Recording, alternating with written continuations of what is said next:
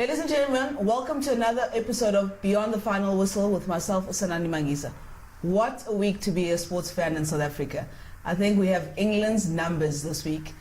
Name any team, we beat them. Proteas women, Springbok rugby, and the Blitzbokke.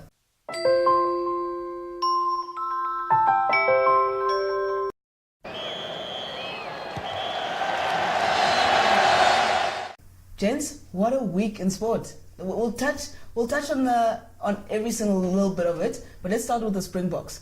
I think Usimningi Klobanisa said on it was a great week and it felt relevant for the first time in a while.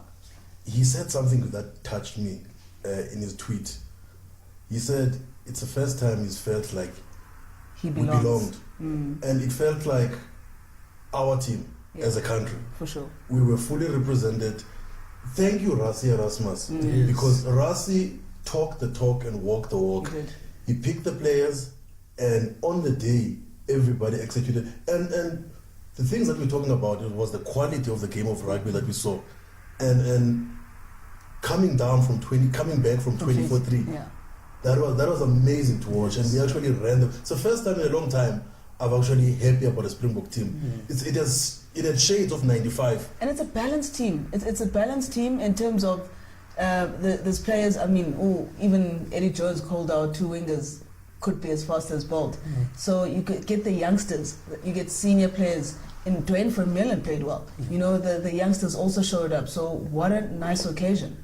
And it was about rugby. I mean, Willie Leroux said it in his post-match interview that when the guys made them few mistakes at the beginning of the game, he brought them together and he told them, guys, take it easy, I'll give you the ball. We'll make up for it. What it meant was that the team was behind everything that was happening on Saturday evening. And the country was behind everything that was happening. It was a historical moment in South African rugby. There were players of colour picked on merit. For sure. And given the opportunity to start in their own positions. It was amazing. It was an amazing day of rugby for South Africa. Something I'm not going to hide, and I think we had a discussion about it at the stadium, is uFafenzauti uye esikolweni wabhala exam bengazibhalanga wabuya. It's that simple. It's that simple.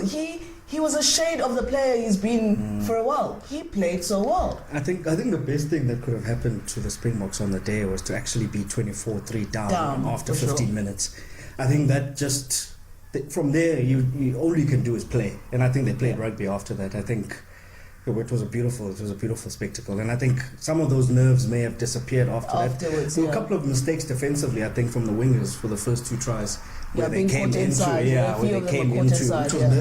which is nerves, exactly that. And I think you could see them huddle, I think, just after England scored, but there was a completely they almost felt free after that, because you can't really be any worse than that after 15 minutes. They asked Sia after the game what he told the players. And his response was very profound. He said, I didn't have to say anything. I didn't have to say anything. Everybody responded because they knew what their job was. 100%. And this Springbok team, if it continues in this vein, I mean, I felt when watching that game, even if we lose that game, even if we had lost that game, I would have been happy with the performance. It was a great performance. Touching on Sia, I don't think we need to highlight what a great moment it was for him, his family, and the country. But I need to go on something that happened. Sia was brought off, and we're going to need to identify who captains the team after that, and because those last 10 minutes are crucial. England could have made a comeback. We need leadership in that moment, and who is a standout captain at that stage, or who takes the leadership reign in those last 10 minutes? I was assuming it was going to be Dwayne Vermeulen because of his experience and the manner in which he was playing. I think Sia was pulled because of tiredness. I mean, there were a lot of other errors that were made by Rassie at the end by putting Janchis on the wing as a sub when he pulled Jagi out and we didn't have any cover at fullback. We got exposed towards the end. England could have scored 2 more tries, and we won the line out at the end to save us from that game. But I think that's more of a coaching thing that Rassie has to answer. He answered the call because we came back and we won the game, but those are the things that he has to answer within the squad before the next game in Bloemfontein. I mean, obviously, you don't pull a captain out 10 minutes before the game. Maybe there was a problem with Sia physically, which is why they needed fresher legs at the number 6 position. But I think all's well that ends well. I think, okay, looking forward to the Bloem test match. Let's discuss that a bit. So now we're on a high, and there's going to be a couple of changes, maybe not. But where are the key areas where you guys could say maybe a concern? Then let's have a look at it, and then rectify in the Bloem test. Yeah, I think obviously defensively, I think they've got to sort that out, and then I think maybe making better use of his subs. I think the big difference between what I saw from Rassie and what I saw towards the end of the previous coach's reign was that at least he was willing to give the bench a chance. For sure.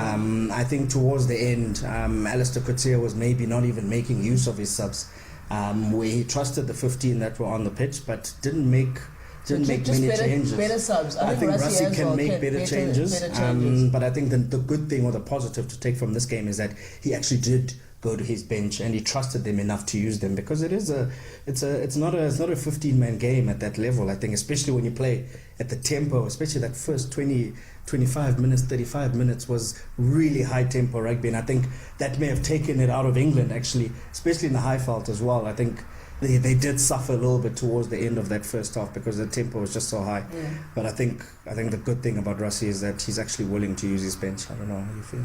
Yeah, and we've got a strong bench.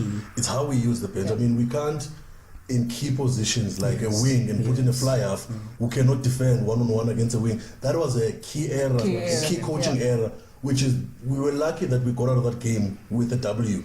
It could have been a draw, yes. and we got nervy at the end. It shouldn't have been. Rassie has been coaching for 12 years, since 2012. So that we have to give him that. But I think he's learned from that. Yeah. And the wings who made the mistakes earlier on have learned from that. Yeah. For me, I don't want any changes. I think you keep the team. Let them play, because we've adjusted to the errors that cost us the 24-3 lead. Yeah. Yes. I mean, we won the game. We won the game. I think now we have to be more compact. I mean, the forwards played well. I can't fault anybody in the forwards. Yeah.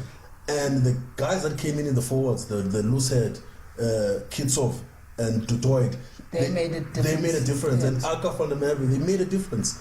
So the changes, I mean, you might see 1 or 2 in the back line in the 12 and 13 position, but I don't think we really need to change there. We can still keep the same team and come at England. I think it could have been an easier win if we were not down in the game. But Eddie's under pressure, guys. Let's five on the spin. 5 on the trot. And you know England media already. I've been saying on this show, Eddie, are we sure if Eddie Jones is a good coach? But I think with what he's working with, this England team...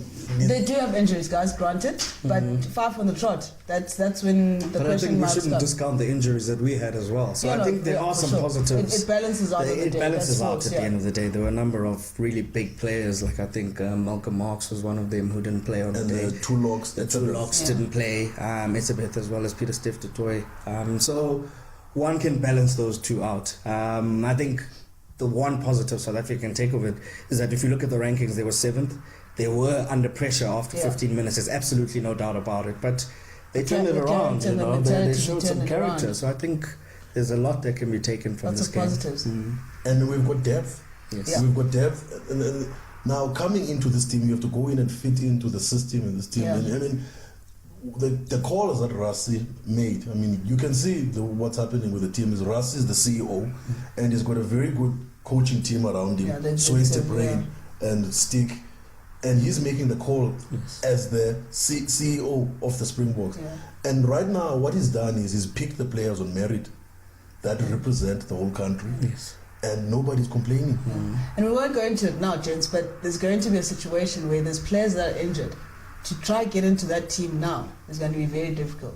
I think isn't that what that's the beauty of where we're at. Your Warren Whiteleys, those guys. Those guys will. It's going to be difficult. Culture, and I'm for it, but it's going to be difficult to get it. But we'll touch on it another time. So we'll open up that discussion. There's more rugby to be played.